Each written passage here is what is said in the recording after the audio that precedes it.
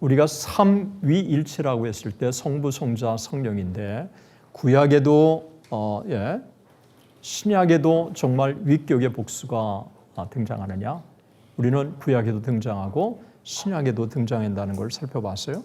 그리고 이 위격의 복수가 신약에 와서는 성부, 성자, 성령이라고 하는 것도 살펴봤고요.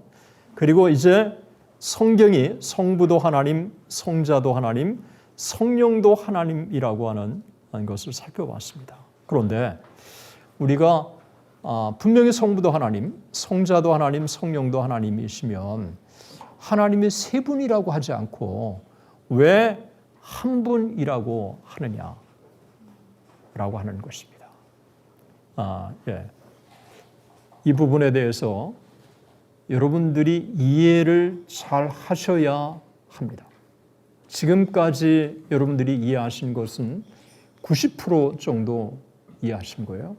굉장히 잘 이해하신 거예요. 이 나머지 10%만 이해하시면 되는데 그런데 이 10%만 잘못 이해하면 이단에 빠질 수 있다는 거예요. 그래서 이 10%에 대한 바른 이해 우리 좀 잘 살펴보도록 하겠습니다. 어거스틴이 어느 날 바닷가를 거닐고 있었습니다. 그런데 어린아이들이 이제 모래 웅덩이를 파고 열심히 놀고 있는 거예요. 이 참 천진난만한 아이들의 모습을 보니까 너무 어거스틴이 참 옛날 동심이 생각나기도 했고 또 아이들의 모습이 또 궁금하기도 했고 그래서 아이들한테 물었답니다. 야, 너희 지금 뭐 하고 있어? 지금요 바닷물을 퍼서 이 웅덩이에 담고 있는 거예요. 그러면서 신나게 이 바닷물을 웅덩이에 다 담을 수 있는 것처럼 열심히 그냥 흥분해서 대답을 하는 거를 들었습니다. 오거스틴이 같은 인간인데 이 어린 아이들은 바닷물을 다 퍼서 이 작은 웅덩이에 담을 수 있다고 생각을 하는구나. 같은 인간인데 이렇게 현격한 차이가 있다면 하나님과 우리 사이에는 창조주와 피조물인데 얼마나 현격한 차이가 있을까? 이때부터 오거스틴이 무릎을 꿇고 하나님 앞에 기도하면서 삼위일체에 대한 책을 씁니다. 그래서 그가 참 399년부터 429년까지 30년에 걸쳐서 쓴 책이 오거스틴의 삼위일체입니다. 이 오거스틴의 삼위일체만큼 완벽한 책이 없고 이 오거스틴의 삼위일체에 빚을 지지 않는 사람이 없습니다. 오거스틴의 이 삼위일체가 이게 켈빈의 삼위일체에게 영향을 미친 것이고 또 웨스트민스터 신앙고백에 삼위일체에 영향을 미친 것이고 오늘날 삼위일체 교리를 이해하는데 아주 중요한 그 밑거름이 된 겁니다. 참 우리가 삼위일체 하나님에 대한 것들을 제가 참 수없이 많은 사람들과 나누는 것이지만 제가 이 강의를 위해서 오면서 그런 생각을 했어요. 제가 이해한 삼위일체 하나님은 정말 지극히 작은 부분에 해당한다고 할 수 있다고 봐져요. 그만큼 하나님은 무한하신 분이기 때문에 그래요. 그러나 우리의 작은 깨달음을 통해서 우리가 믿는 하나님을 참 이해하기 시작한다면 그 깨달음이 여러분의 지각 속에서 훨씬 더 풍요롭고 풍성하고 무한하게 확대될 수 있고 그 하나님에 대한 깨달음이 저보다도 더 훨씬 더 깊고 원대해질 수 있다는 거예요. 그런 면에서 저는 제 강의가 삼위일체에 대한 완벽한 결과 결실을 던져준다고 하는 것보다는 제 강의에 이것이 여러분들에게 자각이 되기를 원하고 그리고 바르게 삼위일체 하나님을 이해할 수 있는 좋은 모멘텀이 되면 좋겠다 하는 생각을 가져보는 것입니다. 성부도 하나님, 성자도 하나님, 성령도 하나님이시라고 한다면 왜 세 분 하나님이라고 하시지 않고 한 분 하나님이라고 할까라고 하는 것입니다. 이 부분은 일체에 해당하는 부분인데 이 일체에 해당하는 부분에 대한 바른 이해가 여러분들에게 정말 중요하다고 하는 거예요. 성부도 하나님, 성자도 하나님, 성령도 하나님이신데 왜 세 분 하나님이라고 하시지 않느냐고 했을 때 그 출발은 성부의 신성과 성자의 신성과 성령의 신성이 동질이시기 때문에 그래요. 그러니까 성부의 신성과 성자의 신성과 성령의 신성이 다른 게 아니라는 거죠.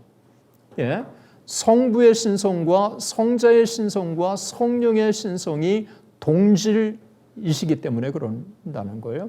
그래서 동질이시기 때문에 한 본체, one substance, 한 본체를 삼위가 이루시는 것입니다. 그래서 우리가 동질이라고 하는 이 헬라어 호모우시우스라고 하는 게 참 중요한데 이 말은 성부의 신성과 성자의 신성과 성령의 신성이 같다라고 할 수 있는 거예요. 여러분 참 이 부분에 대한 게 조금 더 여러분들에게 도움이 필요한데요. 한번 보세요. 여러분 제가 좀 질문을 하나 던지겠습니다. 예수 그리스도는 분명히 신성과 인성을 가지신 분이잖아요. 그러죠? 그런데 신성과 인성을 가지신 예수 그리스도가 예수 그리스도의 한 인격 안에 신성과 인성은 연합됐다고 하는 거예요. 그죠? 그런데 예수님에게는 두 개의 의지가 있을까요? 하나의 의지가 있을까요? 예수님에게는 하나의 의지가 있을까요? 두 개의 의지가 있을까요? 제 얼굴을 보고는 답이 없어요. 예수님에게는 하나의 의지가 있다. 두 개의 의지가 있다. 두 개의 의지가 있다고 하는 사람 한번 손 들어보세요. 그래요? 손 내리시고요. 예수님에게는 하나의 의지가 있다고 하는 사람 손 들어보세요. 그래요? 저는 회색 지대를 제일 싫어해요. 예수님에게는 하나의 의지가 있다라고 하는 거는 단의론 이단이에요. 예수님에게는 두 개의 의지가 있는 거예요. 신성에 따른 의지와 인성에 따른 의지. 예수님의 겟세마네 동산에서 할 수 있거든 이 잔을 내게서 지나게 해달라고 기도했잖아요. 그런데 내 뜻대로 마시고 아버지의 뜻대로 해달라고 하셨잖아요. 예수님은 인간의 의지를 신적인 의지에 복종하신 거예요. 예수님의. 그러니까 성부 하나님, 성자 하나님, 성령 하나님은 말 그대로 펄슨이에요. 위격이에요. 완벽한 위격이에요. 그러니까 완벽한 인격체예요. 성부, 성자, 성령은 위격은 분명히 distinction, 구분이 될 수 있는 거예요. 그러나 성부와 성자와 성령을 세 분 하나님이라고 하시지 않고 한 분 하나님이라고 하는 이유가 뭐냐고 했을 때 성부의 신성과 성자의 신성과 성령의 신성이 동질이기 때문에 그렇다는 거예요. 동질의 개념이 성부의 신성과 성령의 신성과 성자의 신성은 다르지 않다는 거예요. 예.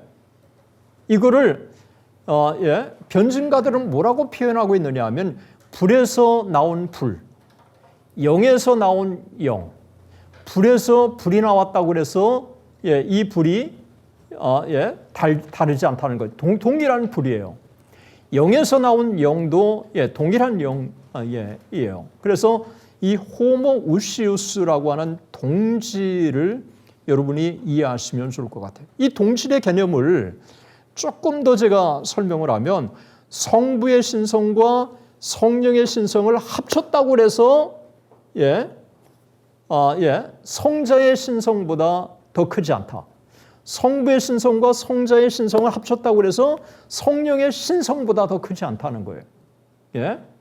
성부의 신성, 성자의 신성, 성령의 신성은 동등하시고 동일하게 영원하시고 그리고 동질 하나이시다고 그러는 거예요. 이게요 삼위일체 하나님을 이해하는데 너무너무 중요한 거예요. 여러분 한번 보세요.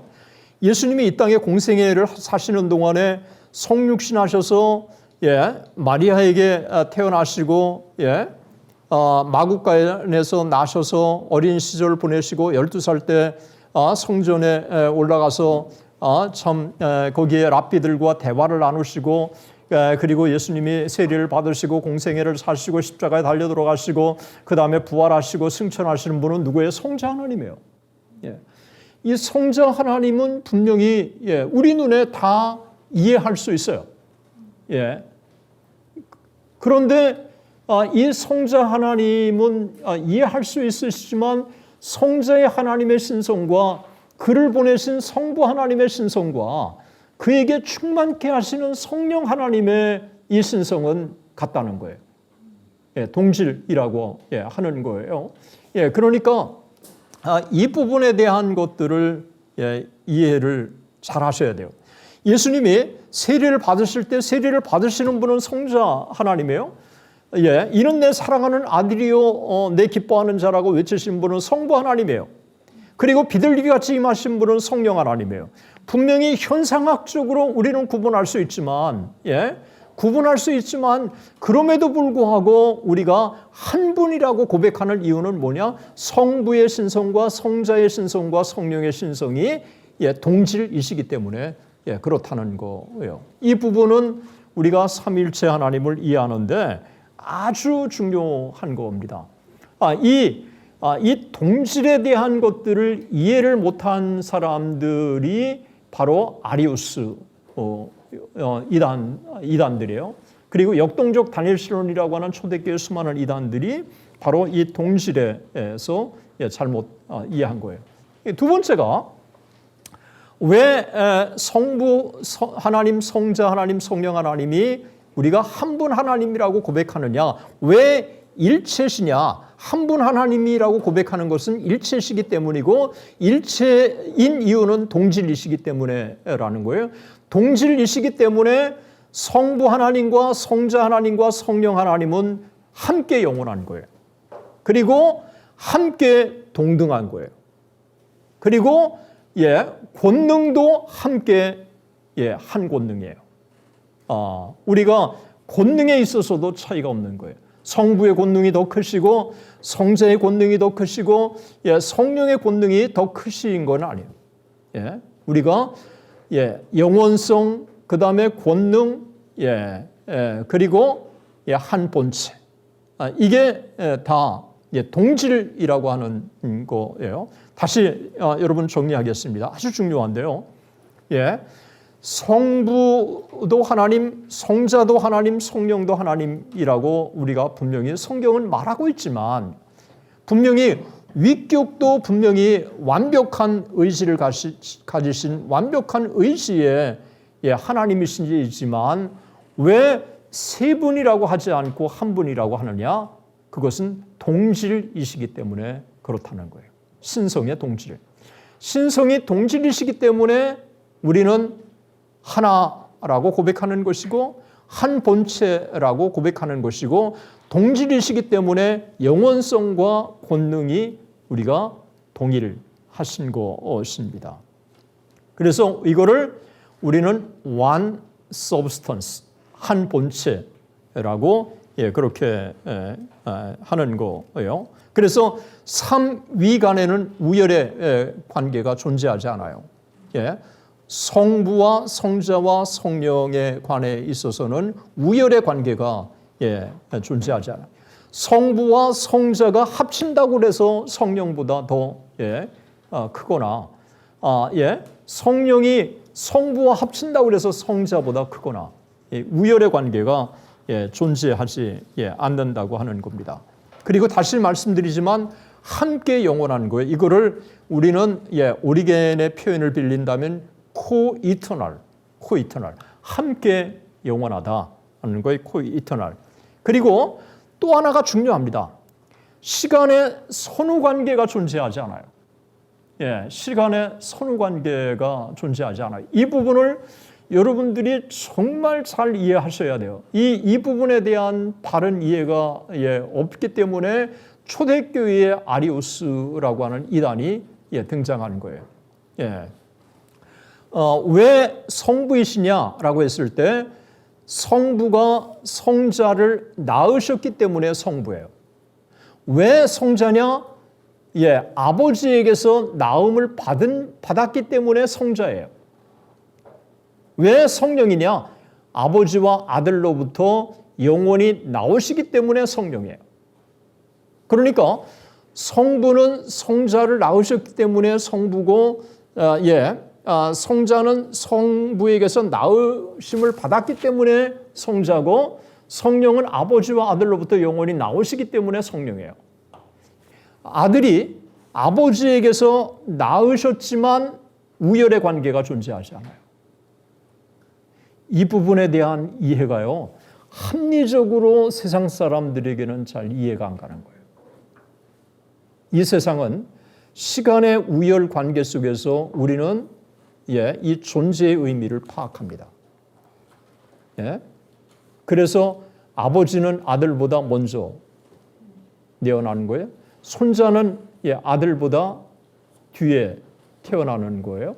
그래서 이 개념에 대한 바른 이해가 여러분들이 먼저 필요한데, 한번 여러분 이 부분을 보세요. 여기 잘 보세요. 지금 이 부분에 대한 이해가 필요한데, 여러분 여기 이 세상이 창조됨으로 말미암아 창조와 함께 시간이 존재하기 시작한 거예요. 그리고 이 세상은 종말이 분명히 있다고 성경은 말씀을 하고 있어요. 종말이 있어요. 이 창조와 더불어서 시간이 시작이 됐는데, 이 시간이 종말을 향해서 달리고 있는 이 시간의 흐름을 우리는 역사라고 하는 거예요. 역사라고 하는 거예요. 그래서 우리 인간은 창조와 종말 사이에 우리는 존재할 수밖에 없어요. 창조와 종말 사이에 존재하는 참 우리 이 세상의 만물과 인간은 시공 속에서 우리는 호흡하고 살아갈 수밖에 없어요. 시간의 우열이 존재할 수밖에 없어요. 여기에 먼저 예수 그리스도가 탄생하셨잖아요. 6개월 전에 누가 먼저 태어났습니까? 세례 요한이 태어났어요. 이 시간 속에서 이 세상에 소위 성육신이라고 하는 이 개념이라고 하는 것은 예수님이 이 땅에 나셨기 때문에 우리가 본이라고 하는 말을 쓸 수 있어요. 그래서 창조와 종말 사이의 인간들은요, 우열의 관계가 존재할 수밖에 없는 거예요. 그런데 아들이 아버지에게서 나셨다라고 했을 때 본이 아니에요. 그거는 비가튼이에요. 비가튼. 이 비가튼이라고 하는 말을 써요. 이 본이라고 하는 시간의 우열 관계에서 이 용어를 쓰는 게 아니라 이 나심이라고 했을 때는 이 시공 속에서의 나심의 존재가 아니에요. 한번 이제 보세요. 이제부터 중요합니다. 여러분, 영혼이라고 하는 게 창조와 더불어 시간의 개념이 생기고 그리고 종말로 더불어서 이 세상은 이제 끝나는 거예요. 그래서 창조와 더불어서 종말을 향해서 나가는 이와 같은 시간의 흐름을 우리는 역사라고 얘기를 하는데, 그래서 기독교 역사관은 목적론적인 역사관이라고 그러는 거예요. 소위 종말을 향해서 달려가는 인류의 역사이기 때문에 목적론적인 역사관을 우리가 갖고 있는 것입니다. 그런데 이제 보세요. 창조와 종말 사이에 시간에 존재하고 시공의 지배를 받지만 창조 이전을 뭐라고 적절하게 표현할 수 있느냐? 영원이라고 하는 말 외에는 달리 표현할 길이 없어요. 종말 이후에 이 세계를 우리는 영원이라고 표현할 수밖에 없어요.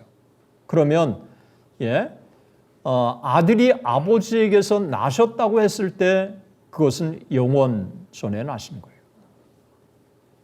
거예요. 그러니까 영원 전에 나셨기 때문에 우열의 관계의 존재를 넘어서는 거예요. 그러니까 예수 그리스도가 아버지에게서 나셨지만 존재하지 않는 때가 있었다고 하는 게 아리우스 이단인데, 아들이 아버지에게서 나셨지만 존재하지 않는 적이 없었던 거예요. 이거에 대한 이해가 왜 이터널이냐, 함께 영원하다고 하느냐라고 했을 때 이 개념을 이해하셔야 정확하게 이해할 수 있어요. 이거요, 제가 만들어낸 거예요. 이 이해를 위해서 어떻게 하면 좀 이 영원전의 이 출생을 좀 설명할 수 있을까? 이거를 이 설명을 하면 이 영원전 출생이라고 하는 개념이 뭔지를 이해할 수 있는 거예요. 이게 이제 믿음의 세계 사람들이 갖고 있는 것일 때 이게 정확한 거죠.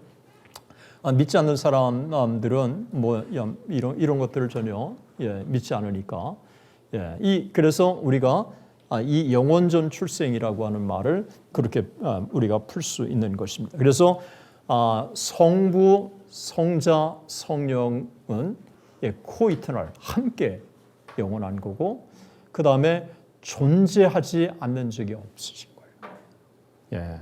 우리가 그리고요, 성부도 하나님, 성자도 하나님, 성령도 하나님이시고, 성부의 신성과 성자의 신성과 성령의 신성이 동질이시기 때문에 이 성부와 성자와 성령 이 삼위간에는 완벽한 이 교류가 있는 거예요. 완벽한 교류가 있다고 하는 말은 성부가 아시는 것은 성자가 아시고 성자가 아시는 것은 성령이 다 아시는 거예요. 꼽을 쳐들은 게 없어요. 성부가 아시는 거는 성자가 다 아실 수밖에 없어요. 성자가 아시는 것은 성령이 다 아실 수밖에 없는 것입니다. 그러니까 이 삼위간에는 완벽하게 속성의 교류가 있고, 그리고 완벽하게 전지하시고, 완벽하게 전능하시고, 완벽하게 영원하시고, 완벽하게 일체가 되시는 것입니다. 참 이제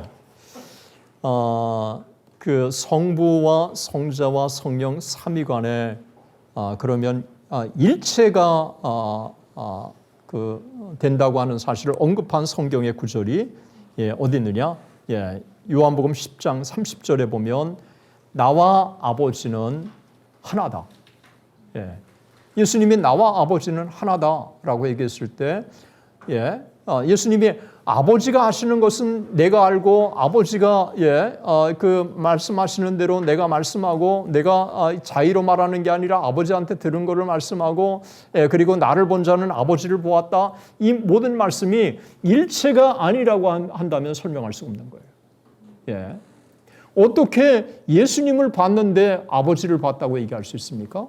예, 예수님의 이 신성과 아버지 성부의 신성이 같기 때문에 그런 거예요. 일체이시기 때문에 그런 거예요. 그래서 요한복음 14장 9절에 보면 빌립에게 나를 본 자는 아버지를 보았거늘 어찌하여 아버지를 내게 보이라 하느냐라고 주님이 말씀하신 거죠. 그 다음에 빌립보서 2장 6절에 보면 그는 근본 하나님의 본체신 하나님과 동등됨을 취할 것으로 여기지 아니하시고 자기를 위해 종의 형체를 입고 죽기까지 복종하셨으니 곧 십자가에 죽으심이라 라고 말씀하셨는데 여기에 그는 근본 하나님의 본체시나라고 한 건데 예수님이 하나님의 본체시라고 하는 말은 one substance, 하나라고 하는 거죠. 신성의 이 통일성, 하나님과 동등됨을 보여주고 있는 거예요. 그래서 예수님이 일체이시기 때문에 동등하시기 때문에 함께 영원하시기 때문에 우리는 성부도 예배의 대상이고 성자도 예배의 대상이고 성령도 예배의 대상이에요.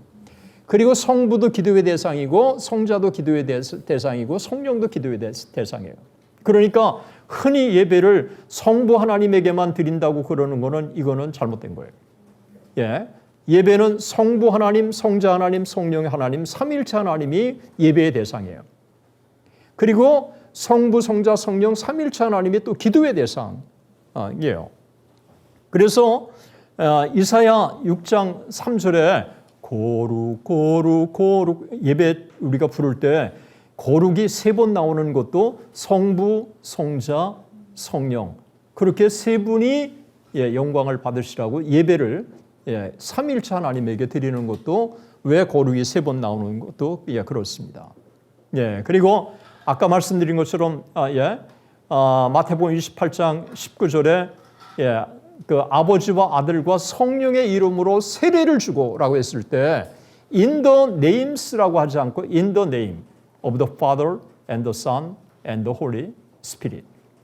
그래서 그 위격에 복수와 또 일체 이 통일성을 동시에 마태복음 28장 19절이 말씀을 하고 있다고 하는 것입니다.